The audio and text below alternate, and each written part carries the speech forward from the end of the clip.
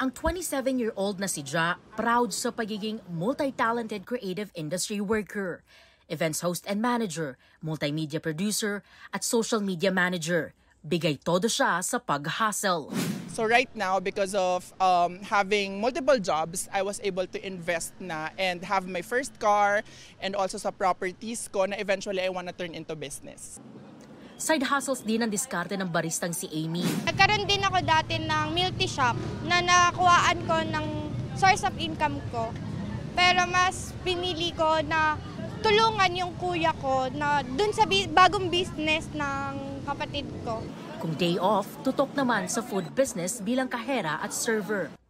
Para kina Ja at Amy, priority ang work at career. Ang game plan nila, magtrabaho hanggat kaya.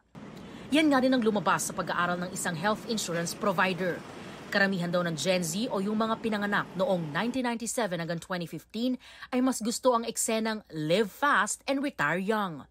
Marami ay pinipiling magkaroon ng mahigit isang trabaho o di kaya'y mag-side hustle o gig para sa future at retirement. Kabaligtaran sa preference ng millennials at Gen X na ang ideal retirement preparation ay magtrabaho sa traditional office setting habang nagpaplano ng business kalaunan.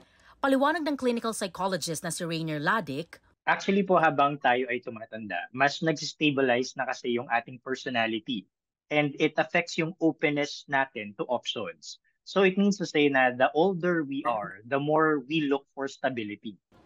May magandang maidudulot naman daw ang mapirmi sa isang trabaho. So kapag po kasi merong stability or parang meron na pong routine yung ating ginagawa, kumbaga it saves energy yan sa atin. Yun nga lang, may posibilidad daw makamiss out sa buhay kung stay ka lang sa isang lugar. Wala naman daw problema sa kaliwat ka ng pag-hustle, basta't huwag kalilimutan ang kalusugan. Para sa GMA Integrated News, EJ Gomez ang inyong saksi. Mga kapuso, sama-sama tayong maging saksi. Mag-subscribe sa GMA Integrated News sa YouTube at para sa mga kapuso abroad, samahan niyo kami sa GMA Pinoy TV at sa www.gmanews.tv.